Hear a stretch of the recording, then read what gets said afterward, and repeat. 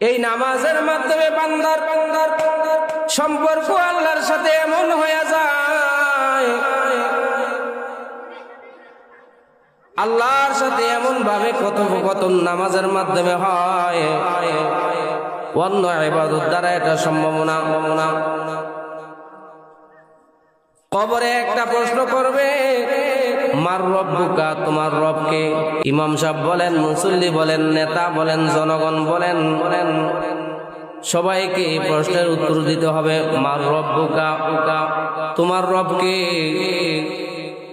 তো রবের প্রশ্ন যখন করা হবে, আল্লাহর বান্দা যিনি নামাজি, দুনিয়াতে থাকতে রবের স্বীকৃতি সে দিয়েছে, ও রবের গোলামি সে করেছে, সে নামাজে যখন দাঁড়াইছে ওই দাঁড়ানো অবস্থায় বলে আলহামদুলিল্লাহি রাব্বিল আলামিন।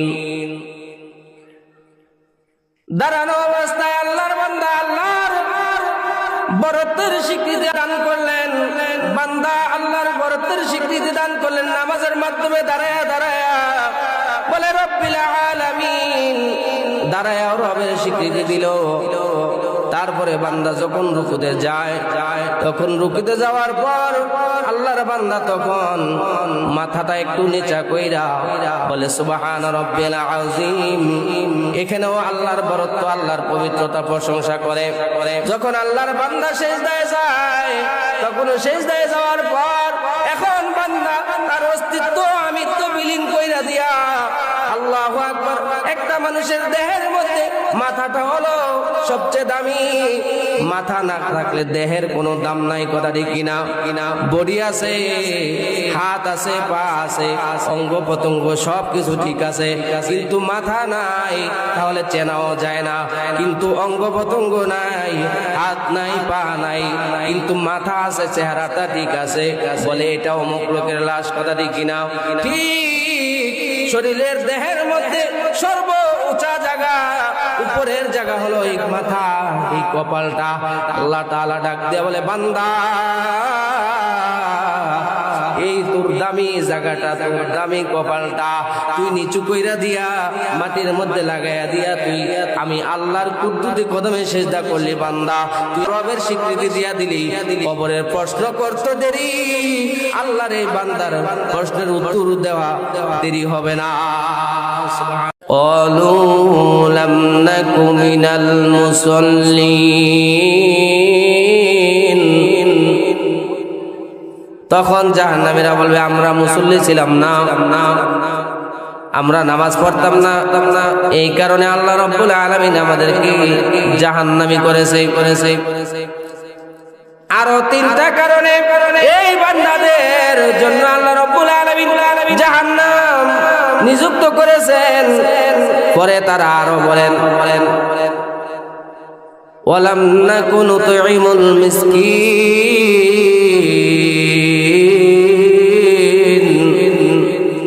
2 নম্বরে জাহান্নামে আসার কারণ হলো আমরা মিসকিনদেরকে খানা দিতাম না, মিসকিনদেরকে পছন্দ করতাম না, মিসকিনদেরকে সম্মান করতাম না। ভিক্ষুক, মিসকিন, গরিব সামনে আসলে পরে তাদেরকে সম্মান করতাম না, তাদেরকে লাথি দিতাম, তাদেরকে থাপ্পড় দিতাম। অর্থাৎ এই মিসকিনের সম্মান আমি করতাম না, এই মিসকিনের খানা দিতাম না, মিসকিনের আমি সহযোগিতা করতাম না। এই কারণে আজকে সাকর নামক জাহান্নামে আল্লাহ রাব্বুল আলামিন আমাদের দিয়া দিয়েছেন। তারপরে জাহান্নামে কেন হইছো? তারা তখন জবাব দিবে ওয়াকুন্না নাখুদু মাআল কাইদিন।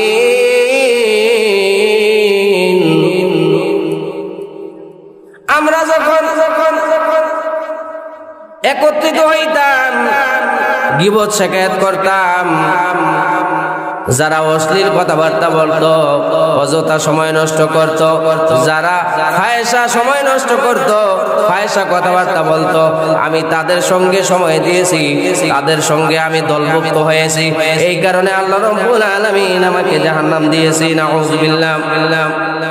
হালে দুনিয়া কাফেরানি মাখলুকান, হালে দুনিয়া কাফেরানি মাখলুকান। দুনিয়াদার যারা তাদের জবান দিয়ে কেবল অনার্থক কথা বের হবে, ফায়সা কথা বের হবে, কিন্তু যারা আল্লাহওয়ালা, যারা আহলুল্লাহ, যারা আল্লাহর ওলি, তাদের জবান দিয়ে অনার্থক কোনো কথা বের হবে না। তারা অযথা কোনো কথা বলবে না, তারা গীবত শিকায়াতে লিপ্ত হবে না। আল্লাহু আকবার।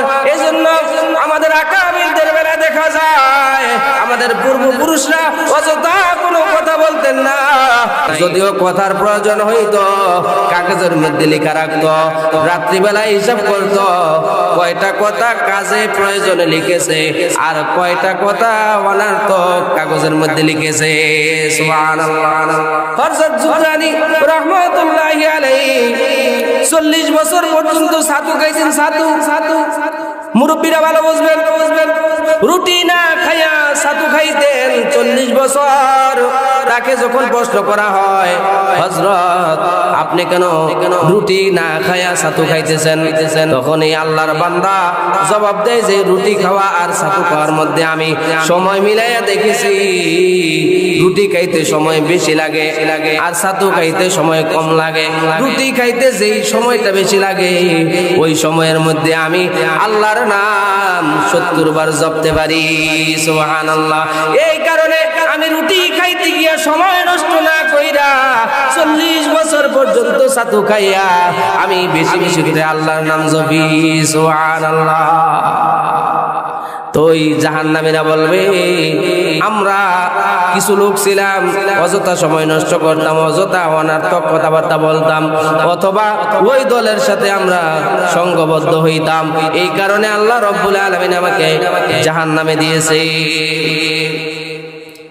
তারপরে তারা জবাব দেয় ও কুন্না নুকাযযিবু বিয়াউমিদ্দিন।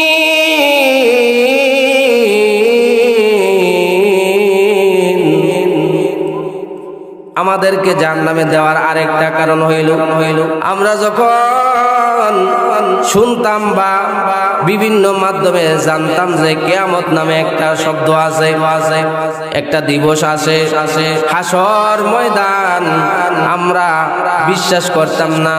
আল্লাহর সামনে যে দাঁড়াইতে হবে এই কথাটা বিশ্বাস করতাম না। এই কারণে আজকে আল্লাহ রাব্বুল আলামিন আমাদেরকে সাকর নামক জাহান্নামে দিয়েছে। নাউযুবিল্লাহ। তারপরে আল্লাহ রাব্বুল আলামিন এই জাহান্নামীদের উত্তরগুলা কোরআন কারীমের মধ্যে উঠায়া দিয়েছেন। এই 7 দলের অবস্থা এমন হবে, সংক্ষিপ্তভাবে, ফামা তানফাউহুম শাফাআতুশ শাফিঈন। সেই দিন যারা নামাজ আদায় করত না, মুসল্লি ছিল না, যারা মিসকিনদেরকে সম্মান করত না, খানা দিত না, ইজ্জত করত না, যে ওই সমস্ত লোক, তারপরে যারা অযথা কথাবার্তা বলতো, অনার্থক সময় নষ্ট করত, এই 3 নম্বর। 4 নম্বর হলো যারা কিয়ামতের ময়দানকে বিশ্বাস করত না। এই 4 শ্রেণীর লোকের জন্য সেই দিন তারা আল্লাহু আকবার ফামা তানফাউহুম শাফাআতুশ শাফিঈন। কারো সুপারিশ সেই দিন তাদের জন্য গ্রহণ হবে না। অবশ্য তারা আফসোস করবে, হাত্তা আতানাল ইয়াকিন।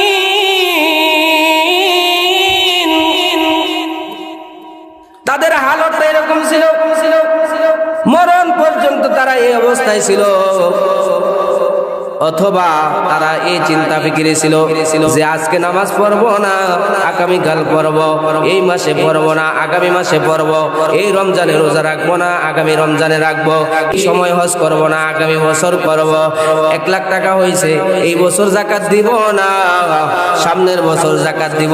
এই নিয়ত করতে করতে ইয়াকিন থাকতে থাকতে হঠাৎ করে একদিন আজরাইল সামনে আইসা পড়ছে।